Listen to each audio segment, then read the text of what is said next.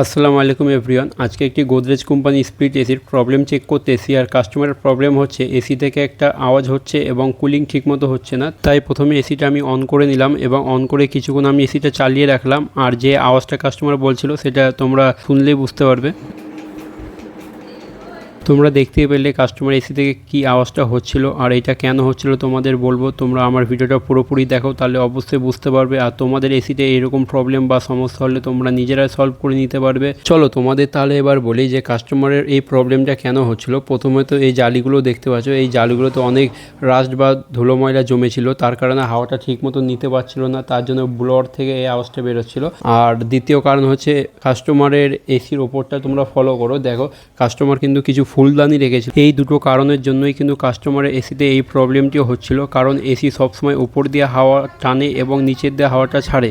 আর তোমরা দেখতে পেলে কাস্টমার কিন্তু এসির ওপর দিকটা অনেকগুলো ফুলদানি রেখেছিল এবং কাস্টমারের এসির ফিল্টারগুলোতে অনেক ধুলো ময়লা জমেছিল, তার কারণে কিন্তু হাওয়াটা ঠিক মতো নিতে পারছিল না এবং ছাড়তে পারছিল না, তার কারণে ব্লোয়ার থেকে এই আওয়াজটি বা এই প্রবলেমটি হচ্ছিল। আর কাস্টমার এসিটা জেট পাম্প সার্ভিস করবে বলেছে, তাই কিন্তু আমরা দেখতে পাচ্ছ এসির কাভারগুলো খুলে নিয়েছি। আর তোমাদের এসির কুলিং কয়েলটা দেখায়, কুলিং কয়েলে দেখতে পাচ্ছ একটু পরিমাণও রাস্ট বা ধুলো ময়লা জমে নেই, কারণ এসিটা কিন্তু আগের বছরই কাস্টমার লাগিয়েছিল।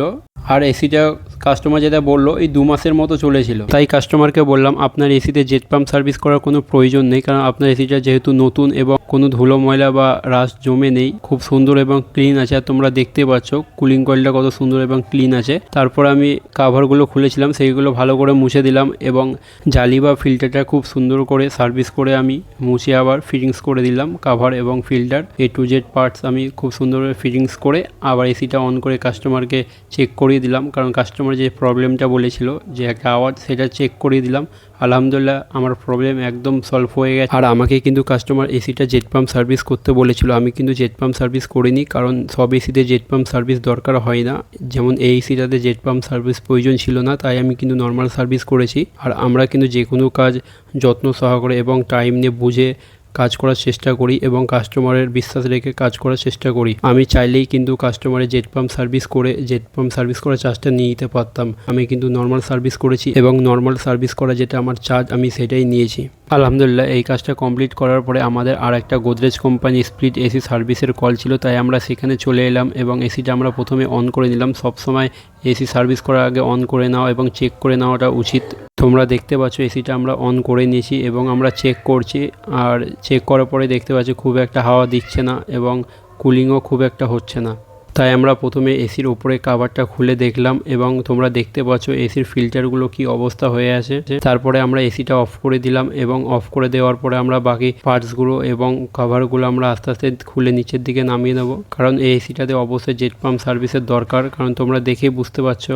আর এসির ইনডোরের কাভারগুলো খুলে আমি যেটা দেখতে পাই, আর তোমরাও দেখতে পাচ্ছ কি অবস্থা হয়ে আছে। আর এটা কেন হয়েছে তোমাদের বলি, এসি ইনস্টল করার সময় যখন ইনডোর থেকে আউটডোরে একটা পাইপ লাইন যায়, তার জন্য কিন্তু একটা হোল করতে হয়। এই জায়গাটা দেখতে পাচ্ছ, তো ইনস্টল করার পরে কিন্তু হোলটা ব্লক করেনি হোয়াইট সিমেন্ট দিয়ে। ব্লক করাটা অবশ্যই প্রয়োজন, আর ব্লক করেনি তার কারণে কিন্তু ইঁদুর ঢুকে কিন্তু এই অবস্থাটা করেছে।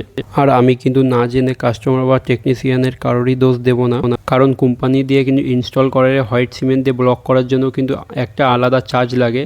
অনেক কাস্টমার কিন্তু সেই চার্জটা দিতে চায় না, তাই কোম্পানির টেকনিশিয়ানরা ব্লকটা করে না।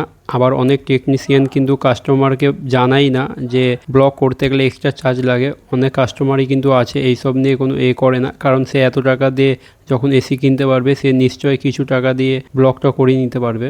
তাই না জেনে টেকনিশিয়ান বা কাস্টমারের দোষ দেবো না, আর দেওয়াটা উচিতও না।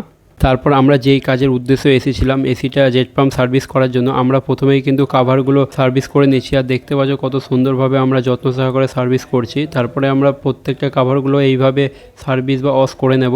তারপরে আমি কাভারগুলো ভালোভাবে মুছে আমি ফ্যানের তলায় শুকাতে দিলাম, কারণ এবার আমি ভেতরের কুলিং কয়েলটা সার্ভিস করব। তাহলে আমার কুলিং কয়েলটা সার্ভিস করতে করতে কাভারগুলো শুকিয়ে যাবে। আর দেখতে পাচ্ছ আমি কাভার পরিয়ে কিভাবে কুলিং কয়েলটা সার্ভিস করছি। আর এসিটা সার্ভিস করার জন্য যে কাভারটা পরিয়েছি তোমরা দেখতে পাচ্ছ, অনেকে জানে বা জানে না কেন এই কাভারটা পরানো হয়। এই কাভারটা পরানোর কারণ হচ্ছে যে আমি যে সার্ভিস করছি জেট পাম্প দিয়ে, সেই জলটা যাতে ঘরে না পড়ে, সেটা একটা দেখতে পাচ্ছ পাইপ লাইন আছে, সেটা দিয়ে বাইরের দিকে বা বালতিতে চলে যায়। আলহামদুলিল্লাহ দেখতে পাচ্ছ খুব সুন্দরভাবে আমরা কুলিং কয়েলটা সার্ভিস করে নিলাম। তারপরে আমরা উপরে আউটডোরটা সার্ভিস করে নিয়েছি এবং দেখতে পাচ্ছ কত সুন্দরভাবে আমরা ক্লিন করেছি। ইনডোর এবং আউটডোরে খুব সুন্দরভাবে আমরা সার্ভিসিংটা কমপ্লিট করলাম, তোমরা দেখতে পেলে। এরপরে আমরা ইনডোরের জালিগুলো এবং কাভারগুলো খুব সুন্দরভাবে ফিটিংস করে নিচ্ছি, তোমরা দেখতে পাচ্ছ। আর কাভারগুলো ফিটিংস করার পরে একটা ভালো কাপড় ছেড়া দিয়ে আমরা কাভারগুলো ভালোভাবে মুছে নেব। আলহামদুলিল্লাহ সার্ভিসের কাজ কমপ্লিট করে আমরা এসিটা অন করে নিলাম।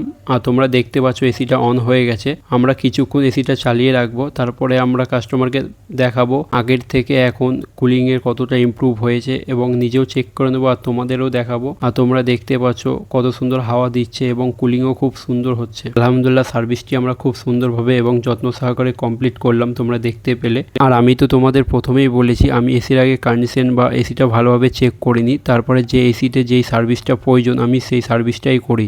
কাস্টমারের এই এসিটাতে জেট পাম্পের সার্ভিসের প্রয়োজন ছিল, তাই কিন্তু আমরা জেট পাম্প সার্ভিস করলাম, তোমরা দেখতে পেলে। আর আগের কাস্টমারের এসিটাতে কিন্তু জেট পাম্প সার্ভিসের প্রয়োজন ছিল না, তাই জন্য কিন্তু আমি নর্মাল সার্ভিসই করেছিলাম, তোমরা দেখতে পেয়েছো। আলহামদুলিল্লাহ আজকে গোদরেজ কোম্পানির দুটি স্প্লিট এসি খুব সুন্দরভাবে সার্ভিস করেছি আমরা, তোমরা দেখতে পেয়েছো। আবার তোমাদের সাথে দেখা হবে নেক্সট ভিডিওয়।